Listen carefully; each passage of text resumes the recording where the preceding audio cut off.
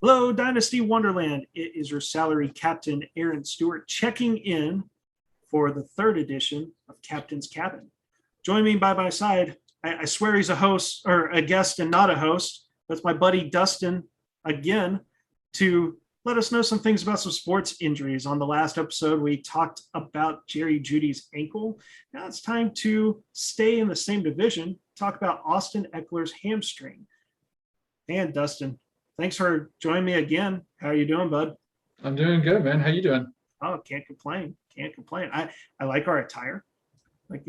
I think we just stayed in the theme where like last show was so great. We're gonna wear the exact same thing again. Exact same thing. It's good luck. And before we get going too far, I want to make sure that listeners know that they can find you on Twitter at Martin_Dustin C on Twitter. Highly recommend people following him. He knows things. He drinks and he knows things. Maybe drinks. I don't know. Socially. So as we talked about too in the introduction, this is an Austin Eckler pod. He strained his hamstring, and then it's like, oh no, it's already starting for the Chargers. The injuries are hitting. They're piling up, but he does go out and play in week 1 and was respectable. Well, there may be some things of concern, but he made it through the game. So what can you tell us about this strained hamstring? What does it mean for him and for us, the fantasy football players? So I feel like when it first came out of the injury report, I know that my timeline on Twitter just exploded with Austin Eckler tweets. And he went out week 1. He took 15 rushes for 57 yards. He looked good. He obviously didn't get hurt again. He looked explosive. He wasn't limping.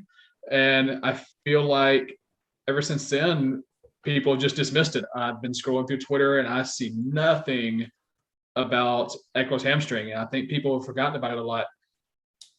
I'm still a little concerned though. A little concerned. So you're telling me that the guy that evaded 10 tackles and currently is number 1 on Player Profiler with a 66.7% juke rate concerns you? This I got to hear. I'm a little concerned. So and here's a few reasons why. This is a recurring injury, number 1. Number 2, and we'll get into exactly why in a minute. Number 2, he has a history of being a good breakaway runner. And number 3, he catches a lot of passes. So number 1, my biggest concern, my biggest reason for concern, this is a recurring injury. This is a recurring soft tissue injury and a running back. So we have to remember last year that Eckler missed 6 games with a hamstring strain and a hyperextended knee. And he actually confirmed that in the post-game press conference from week 1. Let me read exactly what he said. He said, I kind of just slipped up a little bit and it didn't feel as right as I would like it to. And it was the same one as last year too. So we'll keep an eye on it throughout the rest of the year. So he's had a full off season to heal from this hamstring strain from last year. And he's already opening this longer 17-game season with an injury to the same hamstring. He and the team have also acknowledged that this could be a season-long maintenance issue. And, we've seen time and time again with receivers and running backs, they have these nagging lower body soft tissue injuries, and they can be a huge issue throughout the season. Crazy. And I pulled up, I love sticking to Player Profiler where I could scroll down on his profile page and see exactly what you're talking about. Just last year, hamstring strain. And if I heard you correctly, you said it's the same hamstring. It's the same one. He said it himself. Oh no. That's why it's yellow. Oh, one more time and it's going to be red. So number 2 reason for concern is that Eckler's a really good breakaway runner. So if you go back to 2018, he was number 1 in the league in breakaway runs, number 12 in 2019. And then last year he got hurt. He missed time. He only had 2 total breakaway runs last year. And he even said, when I came back, I felt like I had less speed and I felt like I had less burst. So we didn't see him get into the second level and get away a whole lot last year when he was playing. So and you're kind of asking me like, okay, why does that matter? So I want to scrape the surface on biomechanics just a little bit. I'll try not to get too far. I won't get too far off in the weeds. So when we're running, it's the hamstring's job to slow down how fast the knee is extending as we go to take a step, right? So as the knee is straightening, in order for the foot to hit the ground, the hamstrings are under a lot of tension to slow down how fast the knee is extending. But the hamstring is also having to stretch at the same time. So we call this an eccentric contraction of the muscle. We have tension plus stretch is an eccentric contraction. This is the mechanism that you see with a lot of hamstring strains. This is the mechanism that you see with a lot of Achilles tears. So if you can think back to when Kevin Durant tore his Achilles, everybody they go to KD when they think about an Achilles injury. It was a sudden step back, and the calf muscle, the Achilles, is under a lot of tension and also stretching at the same time, right? And it let go. So hamstrings and Achilles, we see a lot of this sudden eccentric loading that causes a strain. So you can imagine when we're sprinting, we're asking a tissue to stretch really fast under a lot of tension to a great length. Now that can be problematic when that tissue is already compromised, because we know Eckler has this recurring injury going on. So this is where his breakaway ability comes into play, because I don't worry about this injury a whole lot when I see guys that are kind of your between the tackles players. So think of your Jordan Howards, your Carlos Hydes, your guys that aren't going to catch a lot of passes. They're not going to get outside the tackles a whole lot. And a reason for that is because when you're running behind the line of scrimmage, your shoulders are forward, your center of gravity is low, your knees are bent, and your steps are going to be short and choppy because you've got to be able to make a decision in the hole, right, behind the line. So those guys I don't worry so much about. However, when you get somebody in the open field, the chest comes up, the strides get longer, we're driving the knees harder because we're looking for speed. We're trying to cover as much ground as possible. And this is where hamstring injuries happen, because now you're asking the hamstring to stretch fully, really fast, under a lot of tension, because we're going for max speed. So guys like Eckler, who usually catch a lot of passes, he's going to be out in the open field a lot. He's a good breakaway runner. When we're looking at running for a longer distance, he's going to be upright. Nobody runs in the open field shoulders down, right? And this is also a reason, right? So this is also a reason that you see some of these fast, long-legged, rangy wide receivers, Julio Jones, Andre Johnson, they battle hamstring injuries for their entire careers because of this, exactly because of this.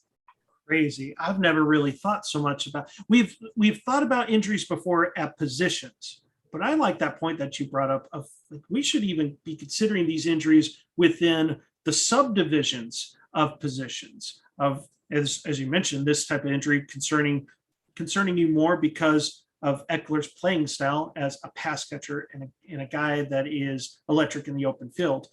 That's an excellent point. I haven't seen that anywhere. Like I haven't seen anyone like mention these types of things. And that's why people need to check you out on Twitter and also come into the captain's cabin. I love that point. And one more stat to throw out there with that. When he was active last year, he was on a route on 60% of the Chargers pass plays, 60. So he's out there a lot. If they continue with this year, that's going to be very conducive to this upright running style in the open field, where we know that there's a higher likelihood of sustaining a hamstring injury. Interesting. So you kind of have to ask yourself, though, if the Chargers are already planning around this a little bit. So they gave Larry Roundtree 8 carries on 28 snaps Sunday. Mm-hmm. Eckler didn't get a single target in the open field. Right. Justin Herbert threw 47 passes and not a single one went Eckler's way. So are the Chargers already trying to protect Eckler? Are they trying to keep him between the tackles? keep him out of the open field because they know there's a propensity for that injury to happen. We don't know. We'll have to see. And this season, I think it's going to be a season-long maintenance issue for Eckler, and we may not see him get the volume that we hoped we were going to get. We may not see him get that massive target share that we hoped he was going to get by drafting him in the early second round.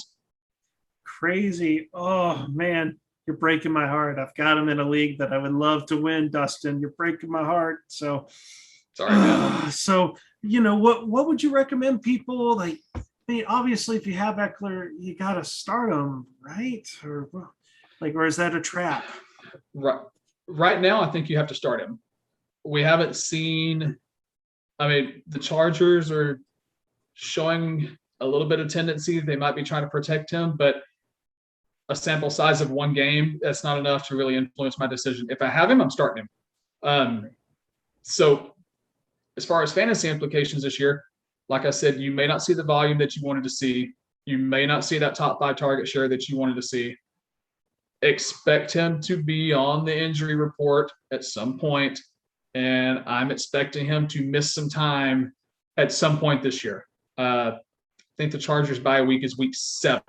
So he's got an early bye that's going to allow him some recovery time. But then we have week 8 to week 18 that he's going to be on the field, barring a major setback. He's going to be on the field every Sunday. And I think he's going to end up having issues before the season's over. That's unfortunate. Hopefully not. I love Austin Eckler. I love that he's involved in the fantasy community, and I would never wish an injury on anybody, but I don't have the best outlook. And maybe if there's one thing that could help Eckler is that the dude's in ridiculous freaking shape. Yes. He may be like, you look at the weight, what is he, like 195 or so, but like the dude is 200. He's at 200, and he's 5'9", 200. The dude's a tank. Anyone that goes and views his workout videos on like Instagram, and it just makes you feel like such an insufficient human being when you see what the stuff that he does. So, but we're hoping that being this just top tier athlete, that maybe he can counter some of this. But you're right, like I get it, it's one game, but you made some excellent points that are backed up by that usage in week 1, like the lack of targets, and that's Eckler's bread and butter. The route now, participation. To be fair, Justin Herbert was surprisingly not under that much pressure from Washington's line. Yeah, that he didn't have to check down because he wasn't under much pressure. But I expected to see some type of design pass play go to Eckler. Yeah.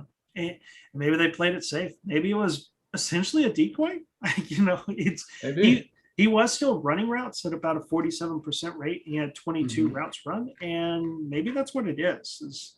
You run the routes and you have to guard them just because you can't not guard Austin Eckler. But right. We saw a lot heavy usage of Mike Williams. So interesting. Maybe the passing offense has to adjust and go, you know what? Eckler's dynamic player. We love to utilize him. This hamstring kind of prevents some of that. All right, Keenan Allen in the short game, and we're going to throw some bombs to Mike Williams. I don't hate it, though. Yeah. I don't hate it. All right, that's awesome. I think what you provided, we see in the numbers there. Do you have any other takeaways from Austin Eckler's injury? Anything else? What about dynasty? Should we be concerned more long-term past this season? Now that it's, I don't want habit's not the right word, but we've seen it back-to-back seasons with the hamstring. I mean, he's 26. He's not quite over that age apex yet for a running back.